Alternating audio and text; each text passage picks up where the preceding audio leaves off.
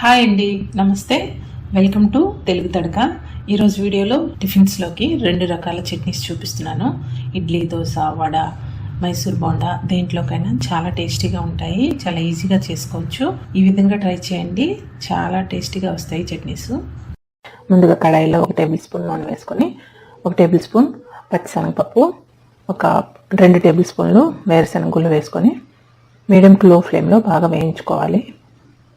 ఇలా కలుపుతూ medium to లో ఫ్లేమ్లో వేయించుకోండి. చూడండి, ఇలా కొంచెం వేగుతాయి కదా. ఇలా వేగిన తర్వాత 70% వేగిన తర్వాత ఇందులో కొద్దిగా చిన్నగా కట్ చేసుకున్న అల్లం ముక్కలు, ఒక 2 ఇంచులు ముక్కలు, కొద్దిగా మీ కారాన్ని తగినట్లు పచ్చిమిరపకాయలు, కొద్దిగా కరివేపాకు అండ్ ఒక గుప్పెడు కొత్తిమీర ఫ్రెష్గా కట్ చేసుకున్నాం. కొత్తిమీర వేసుకొని ఇవి కూడా వీటితో పాటు శనగపప్పు, వేరుశనగ గుళ్ళతో పాటు ఇలా వేయించుకోవాలి. చూడండి, ఇలా వేగితే సరిపోతుంది. ఇలా వేగిన తర్వాత ఇవి చల్లారనివ్వాలి. చల్లారిన తర్వాత మిక్సీ జార్లో వేసుకుందాం. ఇలా మిక్సీ జార్లో చల్లారిన తర్వాత వేసుకొని ఇప్పుడు ఇందులో 1 కప్పు పచ్చి కొబ్బరి ముక్కలు వేసుకోవాలి. వేసుకొని తగినంత ఉప్పు వేసుకోండి. నేను ఇక్కడ 1 టీ స్పూన్ ఉప్పు వేసాను. కొద్దిగా ఉసిరికాయంతా చింతపండు వేసుకొని ఫస్ట్ నీళ్ళు పోయకుండా ఫస్ట్ గ్రైండ్ చేసుకోవాలి. ఇలా గ్రైండ్ చేసుకున్న తర్వాత ఇప్పుడు ఇందులో 1 గ్లాసు నీళ్ళు వేసుకుందాం. వేసుకొని మళ్ళీ మెత్తగా పేస్ట్ చేసుకోవాలి. ఇలా మెత్తగా పేస్ట్ చేసుకున్నాం కదా. ఇప్పుడు ఈ కొబ్బరి చట్నీని ఒక బౌల్లో ట్రాన్స్ఫర్ చేసుకుందాం. ఇలా ఒక బౌల్లో వేసుకున్న తర్వాత ఇప్పుడు పోపు కోసం ఇదే కడాయిలో 1 టేబుల్ స్పూన్ నూనె వేసుకొని ఇప్పుడు ఇందులో 1 టీ స్పూన్ పచ్చిశనగపప్పు, 1 టీ స్పూన్ మినపగుళ్ళు, ఒక 1/2 టీ స్పూన్ ఆవాలు, 1/2 టీ స్పూన్ జీలకర్ర, 2 ఎండుమిరపకాయలు, కొద్దిగా కరివేపాకు వేసుకొని మీడియం టు లో ఫ్లేమ్లో ఈ పోపుని వేయించుకోవాలి. పోపు అనేది మాడిపోకుండా చక్కగా కలుపుకొని వేయించుకోండి. తర్వాత ఇందులో ఒక 1/2 టీ స్పూన్ ఇంగువ వేసుకోవాలి.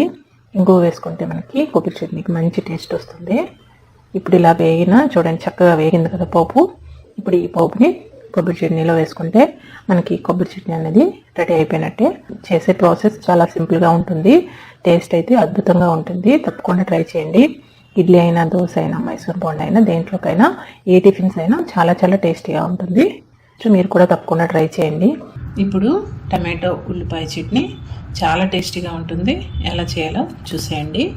చట్నీ కోసం ముందు కడాయిలో 1 టేబుల్ స్పూన్ నూనె వేసుకొని కొద్దిగా ఒక 10-15 మెంతులు, వెల్లుల్లి రెప్పలు ఒక 4-5, ఎండుమిరపకాయలు ఒక 4-5, జీలకర్ర ఒక 1/2 టీ స్పూన్, పచ్చిశనగపప్పు 1 టేబుల్ స్పూన్, మినపప్పు 1 టీ స్పూన్ వేసుకొని ఇవి ముందుగా మీడియం టు లో ఫ్లేమ్లో దోరగా వేయించుకోవాలి. చూడండి, పప్పులు ఇలా వేగిన తర్వాత ఇప్పుడు ఇందులో ఒక పెద్ద ఉల్లిపాయని ఇలా కట్ చేసుకొని వేసుకొని కొద్దిగా వేయించుకోవాలి. తర్వాత ఇందులో ఒక 2-3 పచ్చిమిరపకాయలు, కొద్దిగా అల్లం ముక్కలు వేసి వేయించుకొని ఇవి లైట్గా వేగితే సరిపోతాయి, ఎక్కువ వేగనవసరం లేదు. ఇప్పుడు ఇందులో మీడియం సైజ్ టమాటోలు ఒక 3 ఇలా కట్ చేసుకొని వేసుకోవాలి. వేసుకున్నాక రుచికి తగినంత ఉప్పు, పసుపు కొద్దిగా ఒక 1/2 టీ స్పూన్ వేసుకొని అంతా ఒకసారి బాగా కలుపుకోవాలి.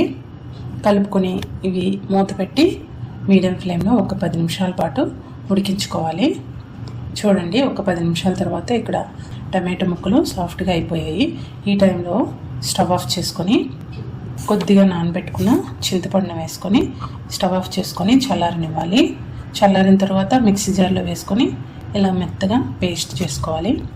ఇలా మెత్తటి పేస్ట్ చేసుకొని ఇది ఒక బౌల్లో తీసుకొని ఇప్పుడు ఈ చట్నీ కన్సిస్టెన్సీకి సరిపడినట్టుగా చట్నీలో నీళ్ళు వేసుకొని గ్రైండ్ చేసుకుంటే మనకి కన్సిస్టెన్సీ చూసుకొని ఇలా కలుపుకోవచ్చు. మరి చిక్కగా కాకుండా పలుచగా కాకుండా ఇలా కలుపుకుంటే బాగుంటుంది.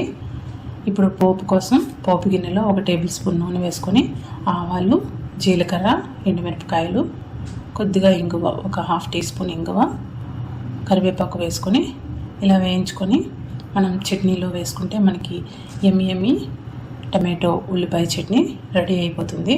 ఈ చట్నీ చాలా టేస్టీగా ఉంటుంది. తప్పకుండా ట్రై చేయండి. మీరు ఏ టిఫిన్స్ చేసినా ఈ 2 రకాల చట్నీస్ ఇలా చేశారంటే చాలా టేస్టీగా ఉంటాయి.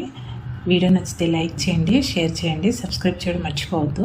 Thank you so much for watching. Bye.